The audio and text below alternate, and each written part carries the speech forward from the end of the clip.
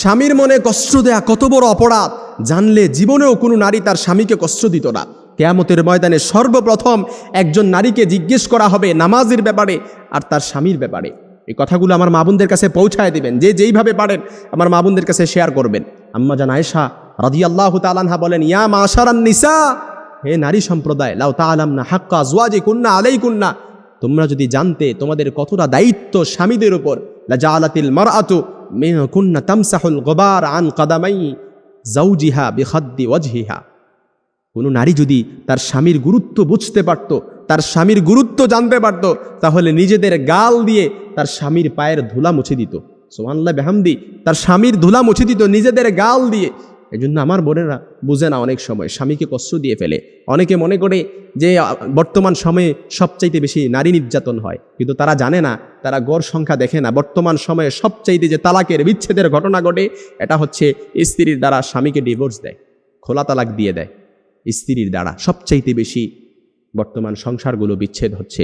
এই জন্য আমার মা বোনেরা, আল্লাহর নবী সাল্লাল্লাহু আলাইহি সাল্লাম আরও বলেন, কোনো নারী যখন তার স্বামীকে কষ্ট দেয়, তখন জান্নাতে হুরেরা সাথে সাথে বলে, তুমি কেন আমার স্বামীকে কষ্ট দিচ্ছ, কেন আমার স্বামীকে কষ্ট দিচ্ছ? কাতালা কিল্লা, আল্লাহ তোরে ধ্বংস করুক, আল্লাহ তোরে ধ্বংস করুক।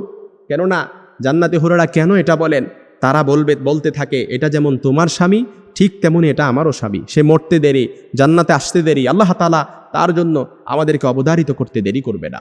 এই জন্য যারা স্বামী পাইছেন, আপনি একটা জান্নাতের টুকরা, হীরার টুকরা পাইছেন, এটার কদর করেন। কারণ আপনার জান্নাত আপনার স্বামীর পায়ের নিচে, আপনার জান্নাত আপনার ঘরে। স্বামী যদি সন্তুষ্ট থাকে আপনি জান্নাতে যেতে পারবেন, আর স্বামী অসন্তুষ্ট আপনি কখনো জান্নাতে যেতে পারবেন না। সব আমল ইবাদত সব কিছু আপনার প্রশ্নবিদ্ধ হয়ে যাবে।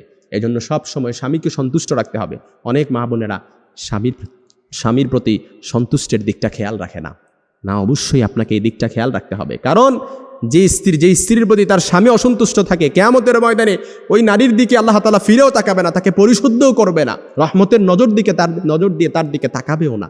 এই জন্য আমার মা বোনদের কাছে মেসেজটা পৌঁছায় দিবেন, যে যেইভাবে পারেন তাদের কাছে শেয়ার করে দিবেন। কারণ আমরা চাই না আমাদের মা বোনেরা জাহান্নামে যাক, আমার মা বোনেরা জাহান্নামে যাক। আমরা চাই না। এই কথাগুলো অবশ্যই তাদেরকে শুনতে হবে, তাদেরকে বুঝতে হবে। যারা না স্বামী পেয়েছে তারা একটা হীরার টুকরা পেয়েছে।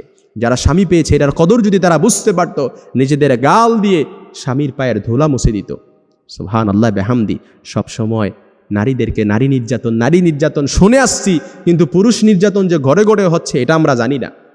কথাগুলো দেখবেন অনেকের কমন পড়ে গেছে, অনেকের অহরহ এমন হচ্ছে, কিন্তু লজ্জায় বলতে পারেন না, লজ্জায় মুখ লোকান, কাউকে জিজ্ঞেসও করতে পারেন না। কিন্তু আজকের কথাগুলো এটাই দেখবেন অনেকের কমন পড়ে গেছে।